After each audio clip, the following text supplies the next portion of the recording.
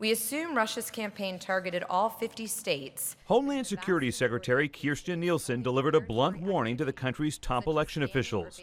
No state is safe from cyber threats. So too did the country's intelligence director.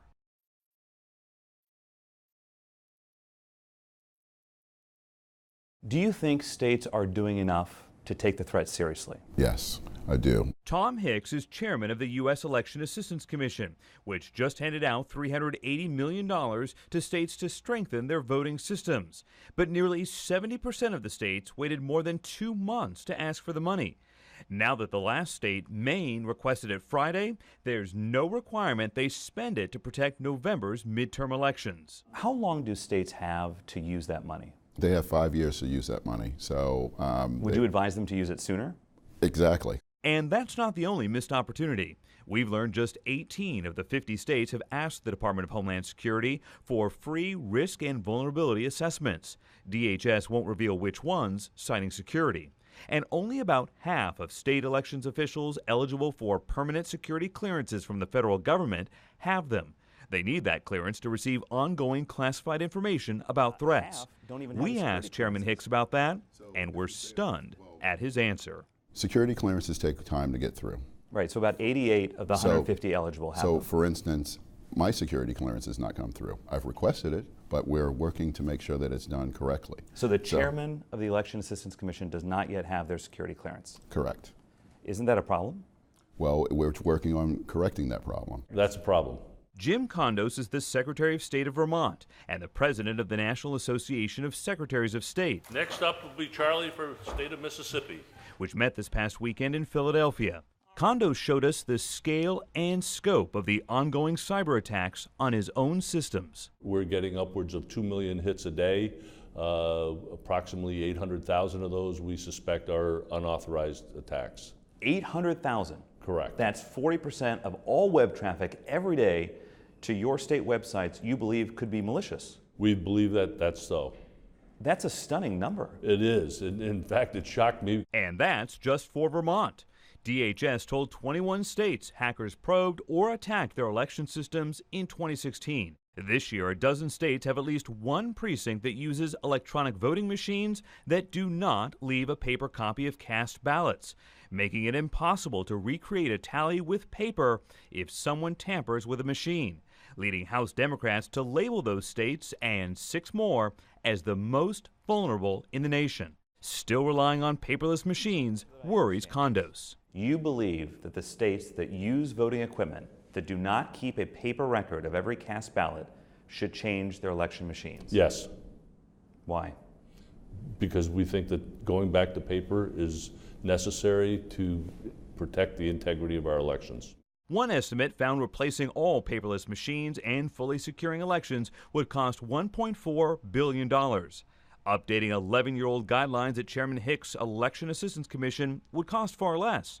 But the only federal agency focused full-time on elections has just 2 of its 4 commissioners, so it can't pass any new policy to protect the vote. The fact that there is no quorum, I think, is unacceptable. The White House just nominated a 3rd commissioner, former Virginia Elections Chief Donald Palmer, but a hearing in Congress has not been scheduled. Also in Congress, a bill called the Secure Elections Act has bipartisan support, but has not yet been given a floor vote. And even with the threat of cyber intrusion still high, the White House eliminated its top cyber coordinator position in May.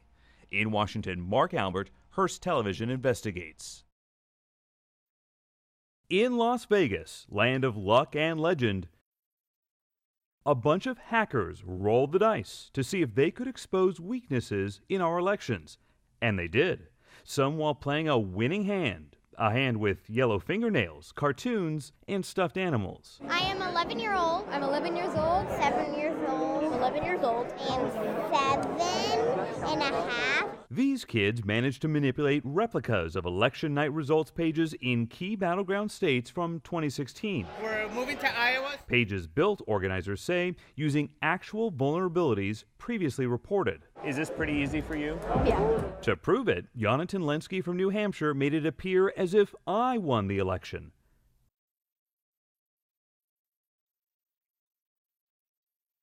Is this just for show? No, so this is not make-believe. This is stuff that's actually happened. Jake Braun helped organize the Vote Hacking Village at this year's DEF CON, the world's largest convention of hackers. Ah, there you go. Hundreds of whom scanned, screwed, and sabotaged 9 different types of actual voting equipment. You're looking to hack it. Yeah, basically. Why? I want to help secure these things. Among the flaws hackers say they found, a voting scanner and tabulator, still used in up to 24 states according to the group Verified Voting, with no password or software verification to prevent it from being overridden. A touchscreen voting machine that hackers reprogrammed to play music and animated clips. And an electronic poll book machine that signs in voters on Election Day, hacked in 5 seconds, potentially exposing unencoded personal information on voters. Many of the local election officials take this defensive posture and think, oh, well, we're criticizing them. Like, we're not criticizing them. We're saying, hey, look, the game has changed. It's not about them. It's about protecting our democracy. Even though 100 local election officials came to DEF CON, the National Association of Secretaries of State criticized the hacking as a pseudo-environment that in no way replicates accurate protections. We reached out to 2 of the biggest manufacturers in the industry, Dominion and ES&S. In a statement, Dominion cautioned its best practices do need to be followed to ensure the integrity of the unit. ES&S told us physically accessing these machines in a polling place would be difficult, if not impossible. Having said that, we welcome the input from the voting village and constantly work to bolster security. Even if a voting machine is not hacked or ever connected to the internet, there are ways to affect the results, researchers tell us. A very accurate replica. John Sebas of the Open Source Election Technology Institute in Silicon Valley set up for us a replica tally manager, software that adds up results from the precincts after the polls close. Go. We timed how long it would take to change the winner. It's loading the data. Using a single disk with malicious software brought back from a mock polling place, where the machines were never connected to the internet. And here we are, we're done. So 22 seconds, and you've just changed who won that election. Yes. We think these are very important systems and deserve the very best, not only in security, but engineering and in design and experience of the people. They're that important. But so far, not all systems are the very best. Just this week, a group of researchers announced they found nearly 1 out of every 3 candidates for the U.S. House of Representatives has campaign websites with some sort of security error. What is your message to the American people? Work on your computer security, people. In Las Vegas, I'm Chief National Investigative Correspondent Mark Albert. Behind this locked steel door somewhere in Northern Virginia, America's fight in cyberspace never shuts down. This is the place where we coordinate everything. Jeanette Manfra is the Department of Homeland Security's Assistant Secretary for Cybersecurity. She invited us onto the watch floor of the National Cybersecurity and Communications Integration Center, known as NCIC. So you could see election threats on this map. Absolutely. This team, operating 24 hours a day, detects, analyzes, and responds to cyber threats against the elections and the country. On Election Day, this map would show stark red if a severe cyber incident struck while Americans voted. Is the federal government doing enough to counter the threat to the elections? You know, I do always think we could do more. I think we are doing everything we can right now. But it's a long process. As we found in our ongoing investigation, that process has been slowed by turf battles, a lack of money, resources, and in some cases urgency, and disagreements over strategy. The federal government's own record of security is pretty abysmal. That's Congress's top watchdog, who told lawmakers the federal government has failed to implement 1,000 of its cybersecurity recommendations. You know that people are going to see that headline. I absolutely know that people will see that headline. We take GAO recommendations very seriously, and we're working diligently to close those that we agree with. Sometimes we disagree on what those recommendations are, not usually, but sometimes we do. In research done exclusively for the National Investigative Unit, the GAO found Homeland Security actually disagrees often, not implementing 44% of the watchdog's cybersecurity recommendations. But Manfra says progress to strengthen election security is being made. DHS has quadrupled the number of intrusion detection sensors on state election systems since 2016. Here's why DHS says that's important. Every day there are millions of attempts to penetrate U.S. networks. When those early warning systems installed on state election networks detect an attempted intrusion, many of the alerts within 15 minutes go to a watch center for cyber threats in upstate New York. It then sends suspected breaches targeting elections to that NKIC site outside Washington. It's like calling the fire department. To help put out the cyber fire, analysts sound the alarm across the government, even deploying go teams to state capitals to douse a cyber breach or catch the hackers in the act. In 2016, after the elections, DHS said about 21 states had some sort of detected malicious activity trying to get into their networks. How many states this election cycle have you seen? None. None? Not yet, no. But remember, in 2016, it was later. It was closer towards the actual election. Do you worry the next shoe is about to drop? I always worry the next shoe is about to drop, but everybody is much better positioned to be on the lookout for these sorts of things. Experts say the federal government would be even better positioned if it would fill the 15,000 IT positions currently vacant. In Washington, I'm Chief National Investigative Correspondent Mark Albert.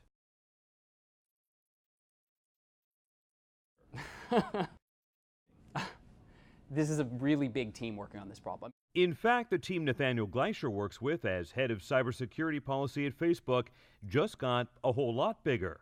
So we've doubled it. Doubled to 20,000 people in just the past year, all focused on election security, cyber threats, and content review. We have data science experts, we have threat intelligence experts. Gleischer showed us around Facebook's New York offices. The founder of the world's largest social media company, Mark Zuckerberg, just 2 days after the 2016 election, flatly dismissed the idea that fake news on his platform played a role in influencing the election. I think is a pretty crazy idea, right?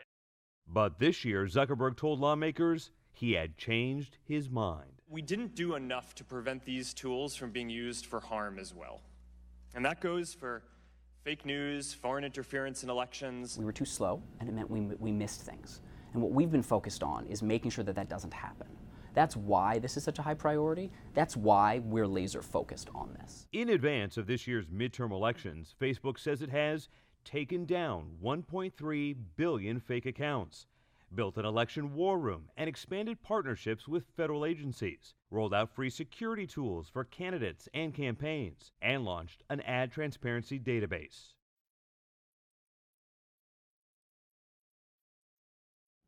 I mean, we've talked about how we didn't have a broad enough perspective on the range of threats that we needed to be protecting against. Voters are dubious. A poll last month found 80% of Americans have no confidence, or not very much, that what they read on Facebook is true. Meanwhile, Twitter tells us it is also stepping up election security by removing hundreds of accounts pretending to be members of various state Republican parties, or which appear to originate in Iran. But it may fall far short. New research finds 89% of Twitter accounts that spread fake and conspiracy news in the 2016 election remained active earlier this year. Microsoft says it blocked an attempted breach against 3 congressional candidates and tells us it launched a Defending Democracy program that is now protecting more than 30 campaigns. I think there's no question, absolutely no question in my mind, that everybody is taking this problem, this challenge seriously, including the social media companies. Facebook is also taking seriously its PR blitz, including this full-page newspaper ad. This is a campaign to protect elections. This is a campaign to tackle this problem. But there is a limit to Facebook's transparency.